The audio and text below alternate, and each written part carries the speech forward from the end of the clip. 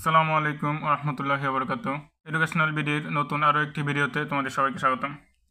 So গত ভিডিওতে আমরা সংখ্যা পদ্ধতির রূপান্তর দেখেছিলাম। সো আজকের ভিডিওতে আমরা বাইনারি যোগ বিয়োগ দেখব। তো বাইনারি যোগ বিয়োগ যদি ছোট সংখ্যা হয়, যেমন 0+0, তাহলে 0+1 = 1 হচ্ছে 0-0 = 0, 1 - 0 = 1, 1 - 1 = 0। এখন যদি আরো বড় সংখ্যা হয় তাহলে আমরা কিভাবে করব? যোগ করার ক্ষেত্রে যদি 1 আর 1 যোগ করি তাহলে হবে 2। তো আমরা কি জানি, বাইনারি সংখ্যার বেস বা ভিত্তি হচ্ছে 2। যদি যোগ করলে যোগফল বেস বা ভিত্তি সমান হয় অথবা তার চেয়ে বড় হয়, তাহলে তার সাথে আমরা বেস বা ভিত্তি বিয়োগ করব। সো 2 আর 2 বিয়োগ করলে হবে 0। সো এটা হবে 0। আর যখনই আমরা ভিত্তি বিয়োগ করব, এখানে যে মনে মনে 1 যোগ হবে। সো এখানে 1 আর 1 হচ্ছে আবার 2, 1 আর 1 2 আর 0, 1 আর 1 2 আর 0 2। সো আবারও 2 এই যে সমান, তার মানে আবারও 2 বিয়োগ হবে, 2 বিয়োগ 2 সমান 0। সো 0। তারপরে যেহেতু আবারও 2 ভিত্তির সাথে ভিত্তি বিয়োগ হয়েছে, তার মানে এখানে আবার মনে মনে 1 হবে। সো 1 আর 1 আবার 2, আবার যেহেতু বেজের সমান হয়েছে আবার বেজ বিয়োগ হবে, 2 বিয়োগ 2 সমান 0। সো এটাও 0 হবে।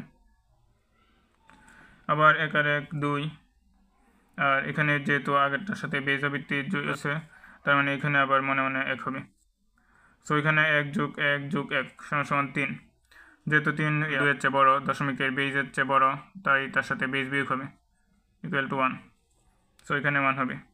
সো এখানে যেহেতু আবারও বেজ ভিত্তি বিয়োগ হয়েছে, তার মানে এখানে আবার মনে মনে 1 থাকবে, এই একটা নিচে নামবে।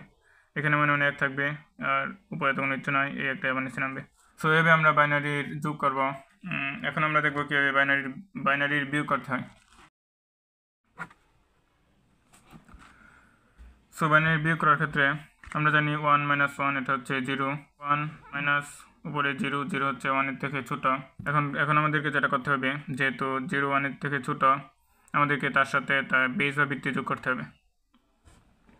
সো 0 সাথে বেজ বা ভিত্তি যোগ করলে হবে 2। সো এখন 2 - 1 1। তো যেহেতু এখানে বেস যোগ করা হয়েছে, তার মানে নিচে আবার 1 মনে 1 ধরতে হবে। সো 1 আর 1 বিয়োগ করলে 0, এখানে 1 আর 1 বিয়োগ করলে 0। তো বাম পাশে 0 এগুলো না দিলেও চলবে, দিলেও চলবে, সমস্যা নয়। আমরা এটা দিতেও পারো, আবার নাও দিতে পারো। তো এইভাবে আমরা বাইনারি যোগ বিয়োগ করবো। পরবর্তী ভিডিওতে আমরা অক্টাল, হেক্সাডেসিমাল এবং ডেসিমালের যোগ বিয়োগ দেখবো। আর তোমাদের কোনো প্রশ্ন থাকলে তোমরা কমেন্টে করতে পারো। তো পরবর্তী ভিডিও দেখার আমন্ত্রণ জানিয়ে আজকের ভিডিও এখানে শেষ করছি। ধন্যবাদ।